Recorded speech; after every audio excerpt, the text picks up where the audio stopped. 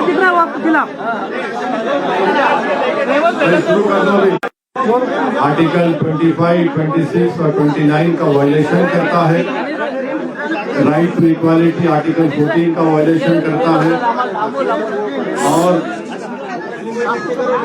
ये जो बिल लाया गया है इसका मकसद एक ही है कि मुसलमानों से उनकी वक्फ की प्रॉपर्टीज को छीन लिया जाए। और इस तरह का कोई बिल हिंदू एंडोमेंट के बारे में या गुरुद्वारा प्रबंधक कमेटी के बारे में या फिर ईसाइयों के बारे में नहीं लाया जाता। सिर्फ मुसलमानों के लाकर इसका मकसद एक ही है कि भारत के मुसलमानों की जो वक्फ की प्रॉपर्टीज है, जिसको सरकारी प्रॉपर्टी नहीं है, गवर्नमेंट प्रॉपर्टी नहीं है, वो एक प्राइवेट प्रॉपर्टी है, जिसको मुस्लिम समाज के हमारे बुजुर्गों ने अल्लाह के नाम पर इसको वक्फ किया है, चैरिटी के लिए, विडोज के लिए, कुरान की तालीम के लिए, कब्रिस्तानों को दिया। तो ये सब चीजें मोदी सरकार इसको खत्म करने के लिए इस तरह के बिल को लाया।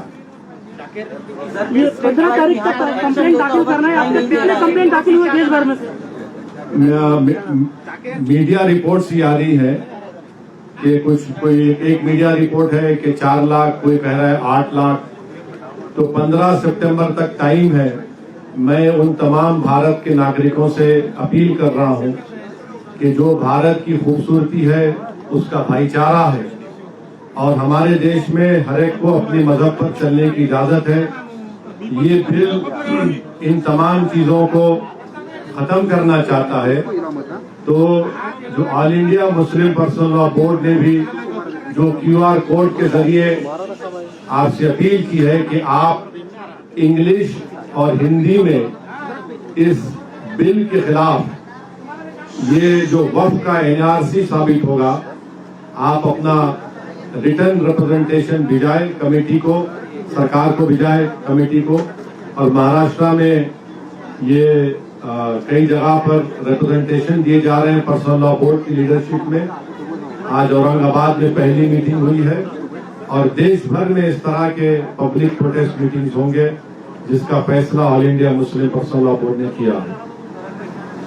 इस कानून में ये बात आपको समझना है कि लिमिटेशन का जो कानून है आप वक्फ प्रॉपर्टी से निकाल दे रहे हैं। हिंदू एंडोमेंट में लिमिटेशन अप्लाई नहीं होता, वक्फ में क्यों अप्लाई हो रहा है?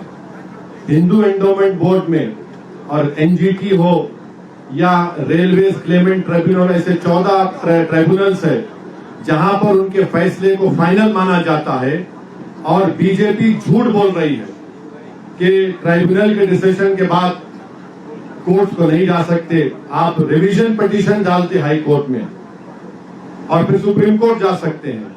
इस कानून में आप वक्फ बाय यूजर खत्म करना चाह रहे हैं, मगर सेक्शन 123 ऑफ प्रॉपर्टी एक्ट में आप transfer of property already allows कर रहे हैं। वक्फ बाय यूजर क्यों निकालना चाह रहे हैं?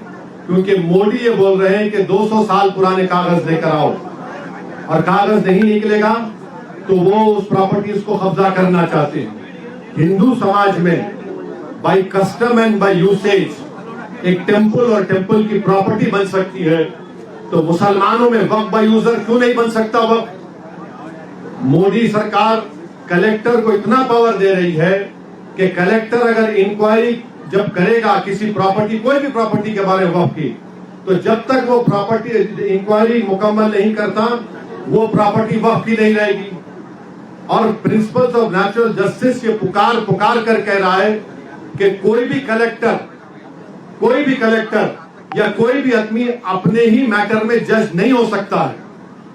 ये कौन है आप कलेक्टर को इतना पावर देने वाले कि कलेक्टर डिसाइड? अच्छा, उस एक्ट में, इस बिल में ये भी कह दिया गया कि इस बिल को कानून बनने के बाद या उससे पहले जो भी वक्फ प्रॉपर्टी है, अगर वो गवर्नमेंट कब्जे में है तो कलेक्टर तय करेगा और कलेक्टर फैसला भी दे सकता है।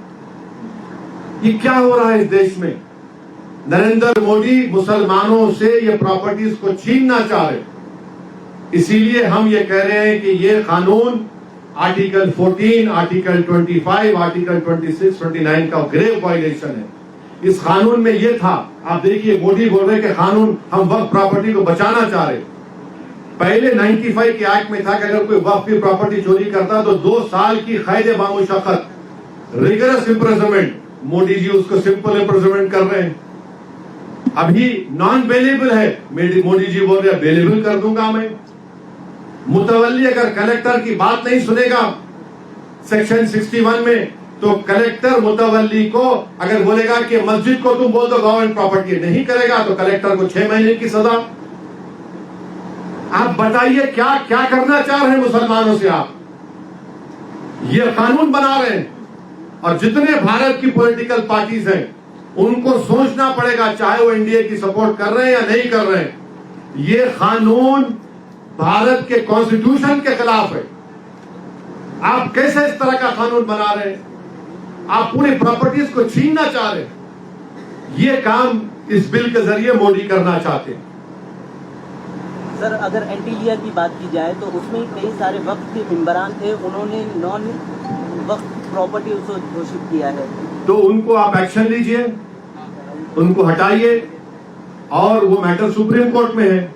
महाराष्ट्र की सरकार एक स्टैंड ले, शिंदे की सरकार एक स्टैंड ले उसके बारे में कि वक्फ की प्रॉपर्टी, और वो तो आगा खान ही वक्फ का है, यतीम खाना है वो। मैंने 2013 में जब ये बिल पास हो रहा था, मैं अपनी स्पीच में इस बात का जिक्र किया, यतीम खाने पर आप बना लिए, तो महाराष्ट्र की सरकार क्या बोलना है उसके ऊपर? तो यही देखिए, ये कानून क्यों बना रहे, ताकि सरकार कलेक्टर के जरिए इसको कहेगी वक्फ नहीं है, या फिर कहेगी कि लिमिटेशन एक्ट का कानून खत्म हो गया, या फिर इवैक्यू प्रॉपर्टीज की जितनी प्रॉपर्टियां सब कब्जा करना चाहती। तो ये कानून वक्फ को बचाने के लिए नहीं लाया गया है, ये कानून वक्फ को खत्म करने के लिए नरेंद्र मोदी लाए हैं। आप इमाम इस पार्टी की इस तरफ आ रही है, लेकिन कांग्रेस इस बारे में कुछ ज्यादा बोल नहीं रही है। देखिए, आप मेरे बारे में पूछिए, मैं दूल्हा आपके सामने बैठा हूँ, अब दूसरे नहीं है तो मैं क्या करूँ? अब आप मेरे को क्यों उधर लेके जा रहे हैं? विधानसभा चुनाव में आने में कहा है,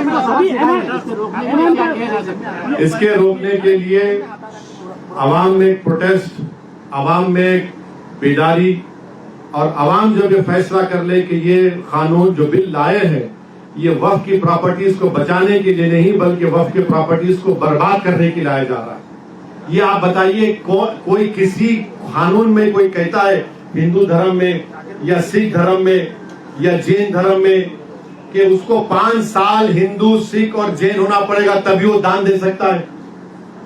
ये बिल में कह रहे हैं कि उसको 5 साल मुसलमान रहना पड़ेगा, उसके बाद वो वक्फ कर सकता है। अरे भाई, तू होता कौन है मेरे को डिसाइड करने वाला? 5 साल? अब क्या 5 साल के बाद मोदी जी गले में हाथ डाल के बोलेंगे आओ सेल्फी ले लो, तुम 5 साल तुम्हारे मुकम्मल हो गए तो मुसलमान हो गए? अब मुझे सर्टिफिकेट लेने के लिए मोदी जी के पास जाना पड़ेगा कि मैं मुसलमान हूं? ये भारत के सुप्रीम कोर्ट का जजमेंट है 2006 या 12 का, रामजी दास, उसके खिलाफ है ये। इस तरह का कानून बना रहे हैं। टारगेट पूरा ना हो। आप जेपीसी में है सर, जेपीसी की बैठक किस मोड पर जारी है? जगदम्बिका नहीं, देखिए, वो जेपीसी नहीं है, वो joint working committee on Waqf amendment bill 2024 है। जेपीसी को इन्वेस्टिगेटिव पावर हो सकते आउटसाइड द बिल ऑल्सो। ये वर्किंग कमेटी खाली बिल के ऊपर है, और उस वर्किंग कमेटी में क्या हो रहा है हम पब्लिकली नहीं बोल सकते, कोई भी नहीं बोल सकता, क्योंकि पार्लियामेंट के रूल्स है, वो कॉन्फिडेंशियल होता है। जब भी जो होगा, रिपोर्ट होगा, नहीं होगा, जब उस पर बात हो सकती है, अभी नहीं हो सकता। हाँ, लोकसभा कौन पार्टियां हैं आपके साथ? कहाँ पे? अरे भाई, अभी देखिए अंदर कमेटी में क्या हो रहा है वो नहीं बोल सकते हम। ये नशे में ये सब बकवास की जा रही है और गुरूर और अहंकार के मजारे किए जा रहे हैं।